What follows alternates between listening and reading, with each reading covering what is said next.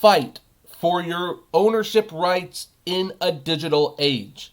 I have stated this time and time again. I will continue to tell you to do this. And guess what? If you don't do it, you are going to find yourself in a whole lot of trouble, because time and time again, companies have proven to not be in your best interest. You do not have your best interest in heart when it comes to these services. They say, oh, it's digital. You don't have to fill up shelves. You don't have to go to the store. It's instant. It's immediate. It's fun. And hey, we will take care of the ownership. We will store it for you. Trust us, we'll take care of you. No, don't trust them. Buy physical. Make sure you can own it yourself. Hey everyone, this is Kevin the Apptrepreneur. Welcome to my channel. If this is your first time here and have to like these videos, please do me a favor. Hit that subscribe button and ring that bell notification for more updates. We upload on a near daily basis, and you will want to be notified of uploads, interviews, live streams, premieres, all that jazz. So anyway, today we're talking about Nintendo, which is a company that I frankly don't discuss much on this channel. Because here's the thing, Nintendo's not exactly an app per se. They still are a toy/console manufacturer, but they're trying to get into the app space. They have like their little Nintendo eShop, and it used to be a heck of a lot better. During the Wii days, you could buy old classic Nintendo games for $5, $7, sometimes $15 if it was, valuable enough, and I loved it. But that was one of the few shops that I actually kind of like threw caution to the wind and decided, you know what, I like their games too much. And sure enough, the eShop transferred to the Switch, but not the way it used to. All those games I bought on the Wii, I can't get rid of my Wii unless I'm going to lose access to those games, which meant that is hundreds of dollars spent on the eShop that will go away if my Wii U ever decides to crap out on me, which is a bad position to be in. But Nintendo did something a lot worse with their eShop. They were letting you pre-order games, which, fair enough, all these storefronts let you pre-order games. However, they were doing something a little different. Unlike, say, if you pre-order at a GameStop or a Best Buy or an Amazon or any of these other companies, like a real store, and you decided you wanted to cancel that pre-order. You don't want the game. For whatever reason, you realize money's going to be a little tight. I need to cancel it. Well, you would cancel and you would get your $5 back, or it would free you, so to speak, from having to fulfill that obligation. Not so from Nintendo. Nintendo actually refuses to refund you if you pre-order a game on their eShop, even if you don't have the game. So anyway, they've been sued for that. And this case has been going on for a couple of years now. Well, they have a ruling. We have this from Nintendo Life, a site that I don't anticipate coming very often on this channel, but they are not going to be required to offer eShop pre-order refunds in either Norway or Germany. This is like one of the worst rulings I've heard of. So anyway, Nintendo's already made headlines for a separate legal matter this week, which was like the Wii nunchuck thing. And now, after a 2-year court battle, it has reportedly won a separate case against the German Consumer Protection Authority and Norway's Consumer Rights Council. The Japanese video game giant was accused of violating Norwegian and EU consumer laws by not allowing users to cancel digital pre-orders at all. Nintendo argued the sales contract was fulfilled when the game preload begins. The council argued against this, but was overruled in a verdict at the end of the year. The decision has since been appealed. The next round is going to take place in about a year and a half. Yeah, so here's the thing. Unfortunately, most of the articles about why it was ruled this way are in other languages. But if the English of the Google Translate thing is to be believed, it's because when you pre-ordered the game on Nintendo eShop, you get like a demo or something, like a video, a demo. You get something instant delivered to you when you pre-order. I mean, it's a nice little bonus, but admittedly, but unfortunately, this bonus ended up being like the crux of why Nintendo won this. Because Nintendo successfully argued, and the courts agreed, that since something was given to you after you pre-order it, you have gotten something for your purchase. Therefore, a pre-order cannot be canceled. I kid you not. Yeah, it's a demo or it's a trailer. It's something that is typically free anyway. Most people who pre-order games on on a console digitally know this to be the case. However, Nintendo used it to their advantage to win a court case. And I think this speaks volumes about a few things. First of all, it does show where Nintendo's heart is. And here's the thing. Nintendo's technically an evil company. I know, it's horrible to say that because Nintendo makes so many great games, so many wonderful characters. Heck, my wife is a Pikachu fanatic. Like, one of our subscribers gave her this cap, and she loves it. Nintendo will have a special place in my heart for the things they create. But like Disney has a special place in my heart because of what they create, and yet I am very critical of Disney's business practices. I think this is going to show us becoming more and more critical of Nintendo's business practices. And the thing is, it's not even unusual.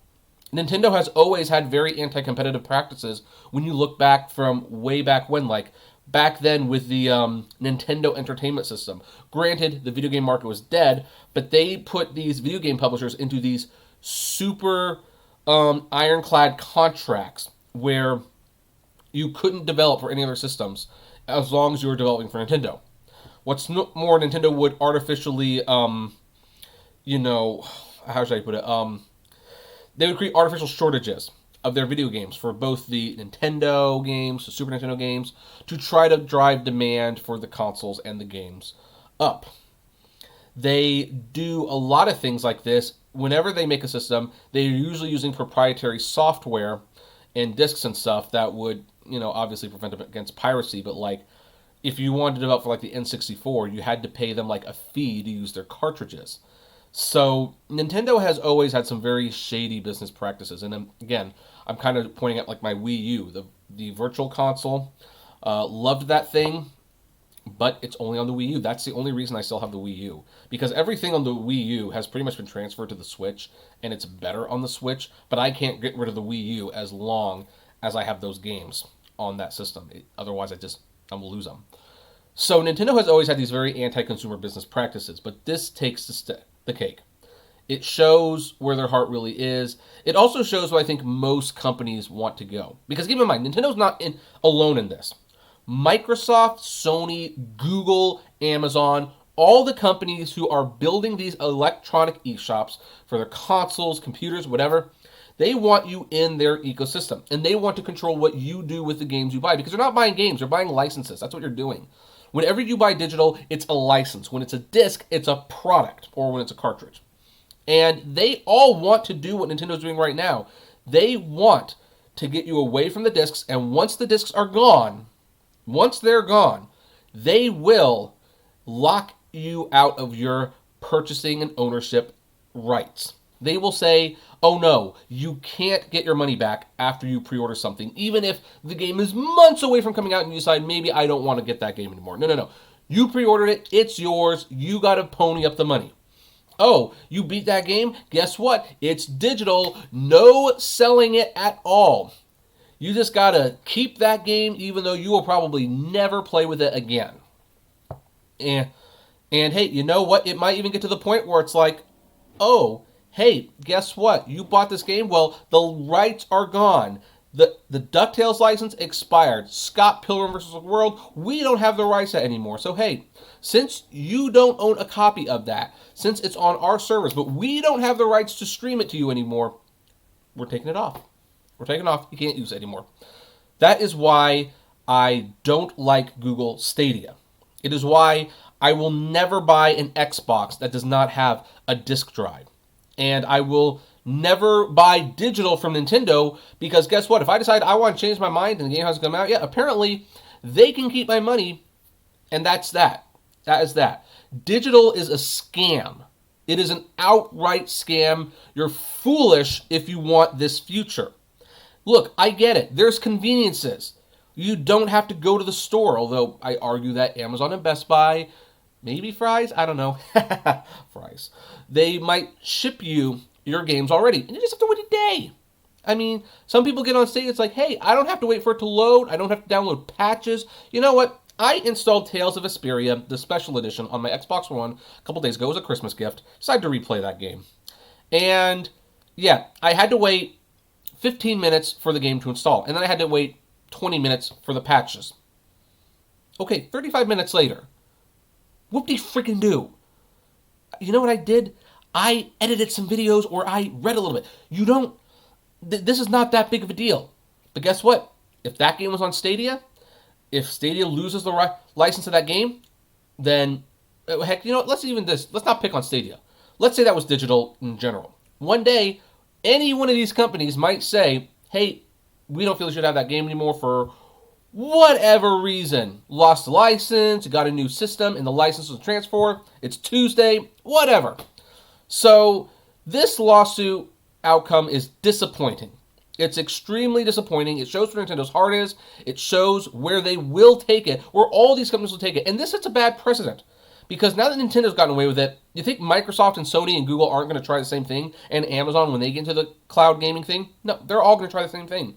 They're looking at this like, oh, look, we found a legal loophole. And granted, new laws can be written. We can fight back about this. But politicians are so slow to enact anything. And they don't understand this industry. So the industry could probably outsmart them. Fight for your rights. I mean, look, if you want to buy digital, I guess that's your right to do. But keep in mind, you are playing with fire and you don't own anything if you do this. But that's where we are going to leave this particular topic. But what do you folks think? Do you agree? Do you disagree? Have any of you been burned by Nintendo's pre-order? What did you pre-order? What did you decide you didn't want anymore? And why didn't you want it? And did that ever affect your decision in pre-ordering anything else from Nintendo's eShop? I'd love to know. Comment below, like, favorite, share, subscribe. And as always, flame responsibly. Have a good one.